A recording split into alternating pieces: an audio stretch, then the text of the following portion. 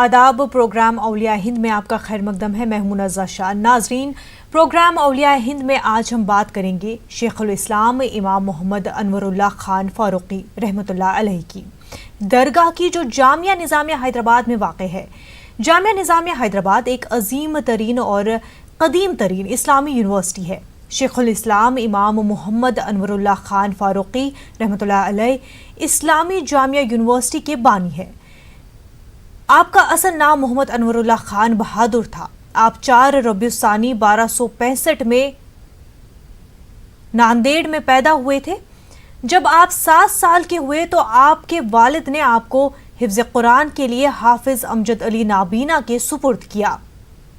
जामिया से लाखों उलमा, हुफ़ाज़, मुहद्दिसीन, मुफस्सिरीन, मुहक्किकीन, मुफक्किरीन पैदा हुए और जिन्होंने सारी दुनिया में इस्लाम की तालीमात की नश्र इशात और तबलीग दीन का काम किया। तो आइए चलते हैं हजरत के आस्थाने पर, जहां मौजूद हैं हमारे नुमाइंदे अनीसुर रहमान। अनीस, आप हमें हजरत की दरगाह के बारे में बताएं कि क्या कुछ फजीलत है, क्या कुछ उनकी तालीमात रही हैं। जी शुक्रिया मुनज़्ज़। जैसा कि आपने कहा, हम आज हैदराबाद की सबसे जो यहाँ पे जनूबी हिंद के जो मुसलमान हैं, जहाँ तक उनके हवाले से हम बात कर रहे हैं, तो हम यहाँ पर जनूबी हिंद की सबसे मशहूर व मारूफ जामे में खड़े हैं। और आप देख सकते हैं ये जो जामे के बानी हैं हज़रत मोहम्मद अनवरुल्लाह फारूकी साहब की दरगाह के सामने खड़े हैं। तो हम जानने की कोशिश करेंगे जामिया निज़ामिया के बारे में, हज़रत मोहम्मद अनवरुल्लाह साहब की पर्सनालिटी के बारे में, उनकी शख्सियत के बारे में। लेकिन मुनज़्ज़ा, हम रिवायत के मुताबिक सबसे पहले नात शरीफ से इस अपने प्रोग्राम का आगाज़ करते हैं। तो मैं हमारे भाई से जो है कहूँगा कि 1-2 नात के अशार सुनाएँ। हम दरे आका पे सरप न झुका लेते हैं, सच बताना रे, सच बताना रे, दुनिया तेरा क्या लेते हैं। हम दरे आका पे सरप न झुका लेते हैं। अल्लाह अल्लाह कहे जाने से अल्लाह न मिले, अल्लाह अल्लाह कहे जाने से अल्लाह न मिले। अल्लाह वाले हैं जो, अल्लाह वाले हैं जो अल्लाह से मिला देते हैं। हम दरे आका पे सरप न झुका लेते हैं। जब नहीं मिलती कहीं से भी सुकून की दौलत, जब नहीं मिलती कहीं से भी सुकून की दौलत, तेरी महफिल तेरे दीवाने सजा लेते हैं। तेरी महफिल तेरे दीवाने सजा लेते हैं। हम दरे आका पे सरप न झुका लेते हैं। बेहद शुक्रिया साहब। मुनज़्ज़ा, जैसा कि मैं आपको बता रहा था जी, कि हम हैदराबाद की बहुत ही एक मारूफ जगह पर खड़े हुए हैं जी। जामिया निज़ामिया में हैं हम, और आज जामिया निज़ामिया के बानी हज़रत मोहम्मद अनवरुल्लाह फारूकी की शख्सियत के बारे में जानने की कोशिश करेंगे। आप देख सकते हैं ये एक यहाँ पर दरगाह है, जो बानी हैं इस जामिया के, उनको यहीं पर जो है वो उनकी आरामगाह है। मैं बात करने की कोशिश करूँगा, यहाँ पर जामिया के ज़िम्मेदारान हैं। हम बात करेंगे हज़रत की शख्सियत के बारे में। सर, सबसे पहले आपका एक मुख्तसर तारुफ़ करवाइए और हमें जो हज़रत हैं यहाँ पर बानी हैं जामिया निज़ामिया के, हज़रत मोहम्मद अनवरुल्लाह फारूकी साहब, उनकी शख्सियत के बारे में बताएं कि वो हैदराबाद किस तरह, कहाँ पैदा हुए थे, हैदराबाद कब आए, اور ان کو جامعہ کے قیام کا خیال کس طرح آیا؟ السلام علیکم ورحمۃ اللہ وبرکاتہ. الحمد للہ رب العالمین والصلاة والسلام علی حبیبہ سید الانبیاء واشرف المرسلین وعلی آلہ الطیبین الطاہرین واصحابہ الاکرمین الافضلین ومن والاہم وتبعہم باحسان اجمعین. اما بعد. ناظرین میں گرامی قدر، اقر سید ضیاء الدین نقشبندی اسی جامعہ نظامیہ میں شیخ الفقہ کے عہدے پر تدریس کی خدمت انجام دیتا ہے. جامعہ نظامیہ عالم اسلام کی ایک معروف یونیورسٹی ہے، بارگاہ نبوی کی مقبول و محبوب یونیورسٹی ہے. اس کے قائم کرنے والے شیخ الاسلام عارف باللہ امام محمد انوار اللہ فاروقی رحمۃ اللہ تعالی علیہ ہیں. یہ سیدنا فاروق اعظم رضی اللہ تعالی عنہ کے گھرانے کے شہزادے ہیں، اور دکن کی سرزمین پر قندھار کی بستی میں آپ کے آبا و اجداد کا قیام تھا، اور آپ کی ولادت ناندیڑ کی سرزمین پر ہوئی سن 1264 ہجری 4 ربیع الثانی. پھر اس کے بعد آپ اپنے والد بزرگوار کے ساتھ حیدرآباد دکن تشریف لائے، اور پھر آپ نے قرآن کریم کا حفظ کیا، پھر علوم اسلامیہ کی تعلیم حاصل کی. دن بدن ترقی کرتے گئے، یہاں تک کہ تمام علوم اسلامیہ کے عظیم المرتبت عالم ربانی قرار پائے. آپ کے قلب میں یہ کیسے خیال آیا کہ جامعہ نظامیہ کی تاسیس عمل میں لایا جائے؟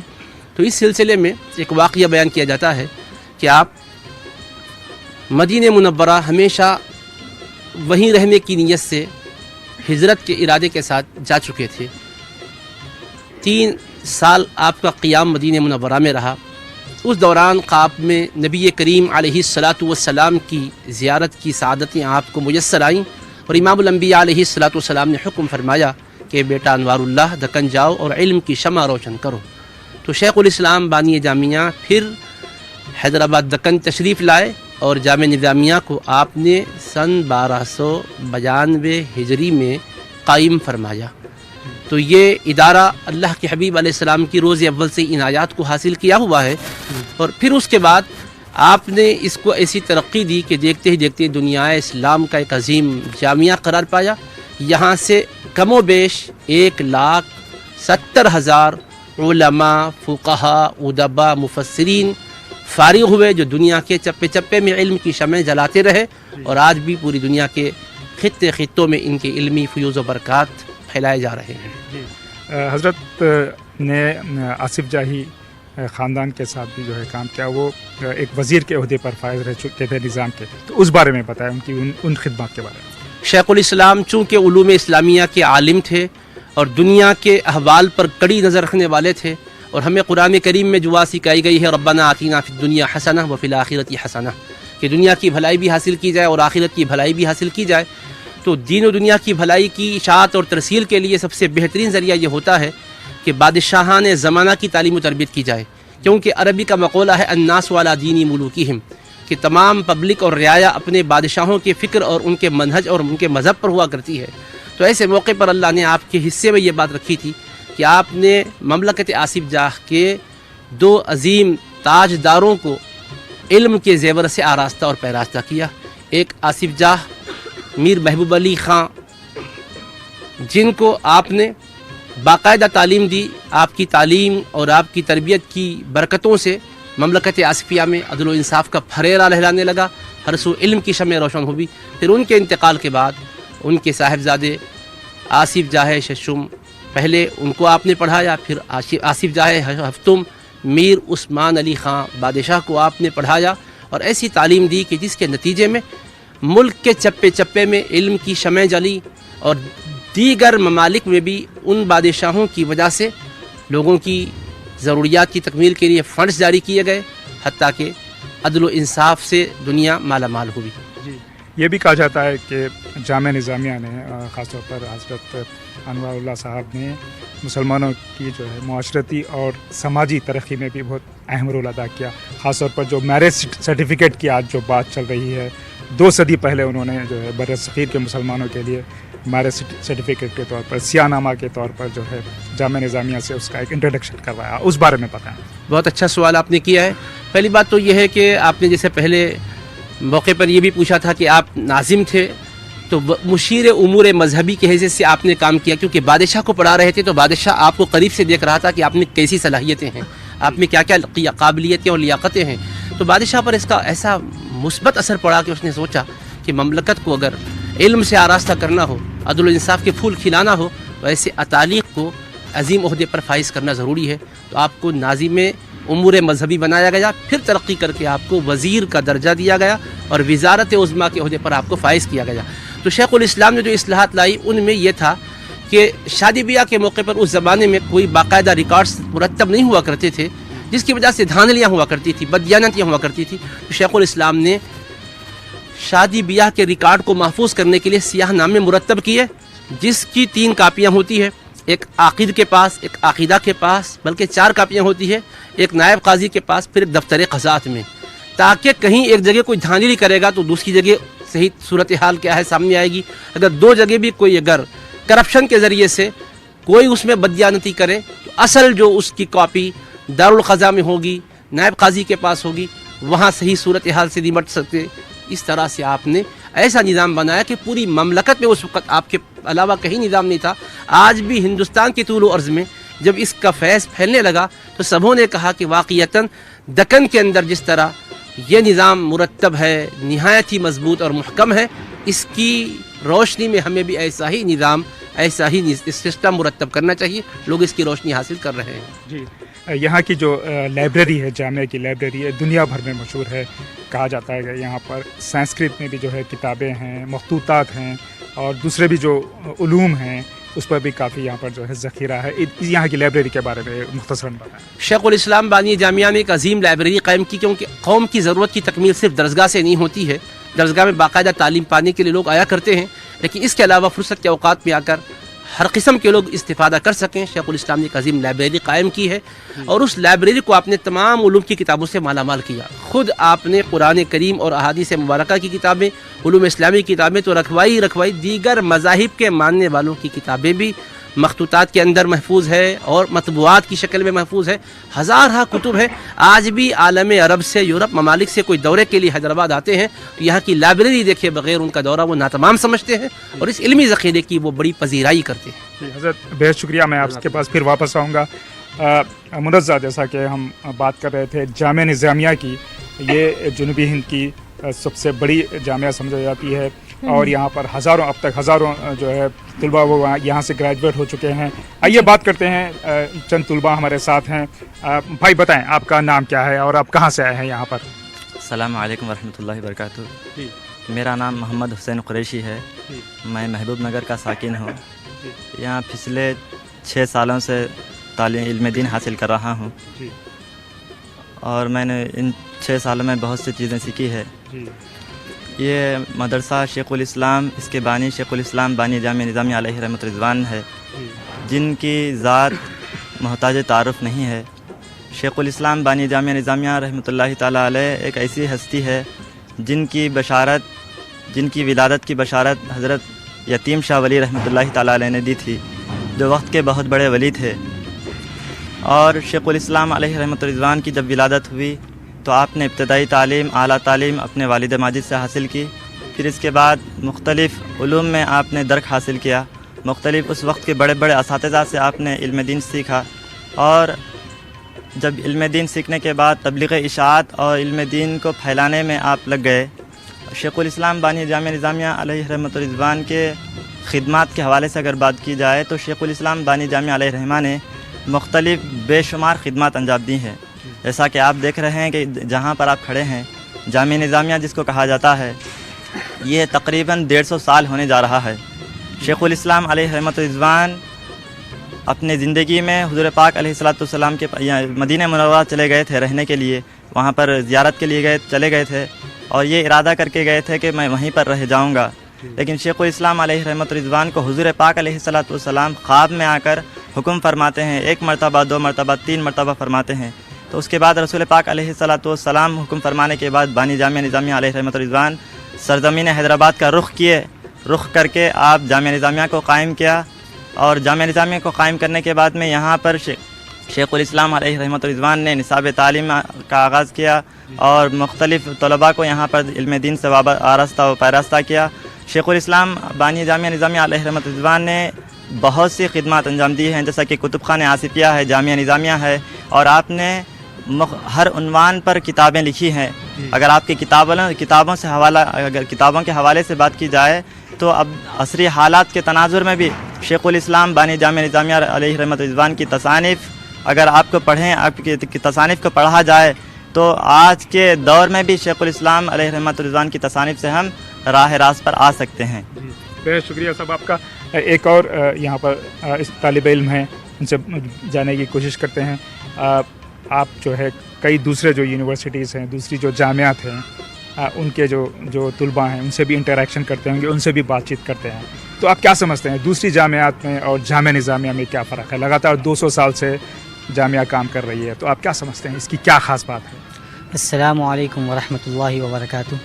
میرا نام سید شہباز ہے، میں بارگس میں رہتا ہوں، اور الحمدللہ یہاں جامعہ نظامیہ میں 8 سال سے تقریباً تعلیم حاصل کر رہا ہوں. حضرت شیخ الاسلام علیہ الرحمٰن نے اس جامعہ کو تقویٰ کی بنیاد پر قائم کیا ہے، اور اگر ہم آپ کی خدمات کا جائزہ لیں تو آج ہمیں دکن میں جو اسلام کا پرچم آسمان کی بلندیوں پر لہراتا ہوا نظر آ رہا ہے، در حقیقت یہ شیخ الاسلام علیہ الرحمٰن کی کاوشوں کا نتیجہ ہے.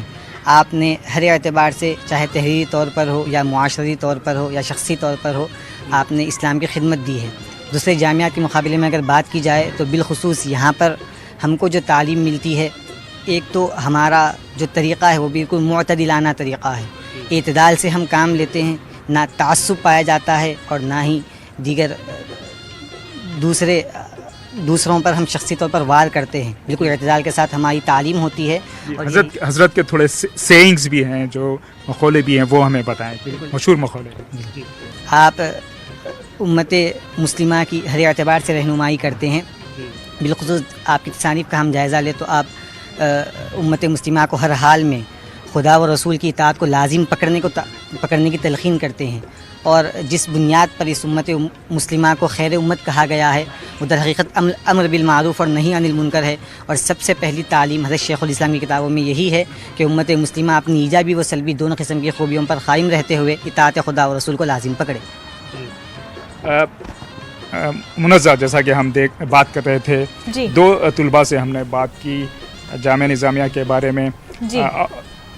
یہاں پر جو ہے کل تک جو ہے عرس کے تقاریب بھی منعقد ہوتے رہے ہیں. ہاں، تو ہم اب جاننے کی کوشش کریں گے کہ یہاں پر جو ہے کل جو عرس کی تقریب تھی وہ کس طرح منعقد کی گئی. بتائیں، آپ کل یہاں پر عرس کی تقریب میں تھے، تو آپ کیا کہیں گے؟ کتنی اہمیت ہے جو حضرت کی جو عرس تقاریب منانا؟ اتنی بڑی جامعہ انہوں نے قائم کی ہے، ہزاروں طلباء جو ہے اس سے مستفید ہو چکے ہیں، تو کیا اہمیت، عرس کی کیا اہمیت ہے یہاں پر؟ نحمدہ ونصلی ونسلم علی رسولہ الکریم وعلی آلہ وصحبہ اجمعین، اما بعد. My dear friends and respectable audience and my dear fellow students, as we have well known that the Shaykh al-Islam Imam Muhammad Anwarullah Faruqi alayhi rahmatu wa ridwan, he was the person and he is a prolific writer, and he founded the Jamia Nizamiya for the improvement of Islamic teachings and the characteristics life of the Prophet Muhammad sallallahu alaihi wa alihi wa sahbihi wa sallam. We have well known that the Imam Muhammad Anwarullah Faruqi alayhi rahmatu ridwan has written many books like Maqasidul Islam, Anwar Ahmadi, Anwar Tamjid fi Adillati Tawheed. In his compiled written books, it shows that the Islamic moral science and the insightful life of the beloved Prophet Muhammad sallallahu alaihi wasallam is the guidance for all humanity, as well as it is at present where are the Muslim societies are facing the social discrimination and the economical challenges and the financial challenges in every aspect of life, whether it is normal or formal or informal. In every aspect of our life, the Shaykhul Islam Imam Muhammad Anwarullah Faruqi has shown in the virtue of the Quranic verses and the ahadith of Prophet Muhammad sallallahu alaihi wasallam that we should have to create ourselves as a idol, as a practical idol of Islamic moral science, and we should have to make ourselves as the ahadith of beloved Prophet Muhammad sallallahu alaihi wasallam in every aspect of our life. बेहद शुक्रिया साहब। जैसा कि आप देख रहे थे, ये तालिब इल्म जो है अंग्रेज़ी में बात कर रहे थे। यहाँ पर जो जामिया निज़ामिया है वहाँ इसमें अंग्रेज़ी ज़बान पर भी काफ़ी तवज्जो दी जाती है। आइए अब हम उर्स तकारीब के बारे में बात करेंगे। हज़रत मैं जानने की कोशिश करेंगे आपसे, यहाँ पर जो उर्स तकारीब होती हैं वहीं पर जो है ये जलसे तक़सीम असनाद भी मनाया जाता है बहुत धूमधाम से। बताएं ये उर्स तकारीब हर साल कब मुनाकिद होती है और किस तरह मुनाकिद होती है, इसका शेड्यूल किस तरह का होता है? बिस्मिल्लाहिर्रहमानिर्रहीम। देखिए, जामिया निज़ामिया उलूम इस्लामिया की अजीम यूनिवर्सिटी है, तो यहाँ कुरान करीम तलबा हिफ्ज़ करते हैं। फिर इब्तदाई तालीम से लेकर PhD तक, डॉक्टरेट तक की आला तालीम का बड़े आला पैमाने पर बंदोबस्त है। मुल्क के तूल व अर्ज़ से लोग अपने बच्चों को यहाँ तालीम हासिल करने के लिए भेजते हैं। तो वो तलबा यहाँ पर जब एक साल तकमील पाता है, इम्तिहान में कामयाबी हासिल करते हैं, तो उनके लिए कोई ना कोई एक प्रोग्राम होना चाहिए। तो वो सालाना प्रोग्राम यहाँ उर्स शरीफ की तारीख़ की मुनासबत से होता है। तो माह जुमादुल ऊला की 30 तारीख़ को 1336 हिजरी में शेखुल इस्लाम बानी जामिया निज़ामिया का विसाल मुबारक हुआ था। तो यहाँ 29 जुमादुल ऊला को ख़ास तौर पर आपके उर्स की मुनासबत से एक तकरीब मुनक़िद होती है, जिसमें असर तक मगरिब ख़त्म कुरान करीम का अहतमाम होता है। फिर उसके बाद मगरिब के साथ ही एक अजीम पैमाने पर जलसे तक़सीम असनाद व क़िराअत व दस्तारबंदी मुनक़िद होता है, जिसमें जो तलबा हिफ्ज़ कर चुके हैं उनके लिए तक़सीम असनादात होते हैं और उनको क़िराअत अता की जाती है, और जो तलबा फ़ाज़िल हो चुके हैं उन्हें भी क़िराअत पहनाई जाती है, सरों पर दस्तार बांधी जाती है और उन्हें भी असनादात अता की जाती है। इसी तरह सनदी साल के अंदर जो तलबा सनदी दर्जात में कामयाब हुए उन्हें भी असनादात अता किए जाते हैं, और ये प्रोग्राम मगरिब के बाद से तकरीबन 10 बजे तक चलता है। मुफ़क्किर इस्लाम शेखुल जामिया निज़ामिया इब्तिदा में कलीदी खुतबा देते हैं।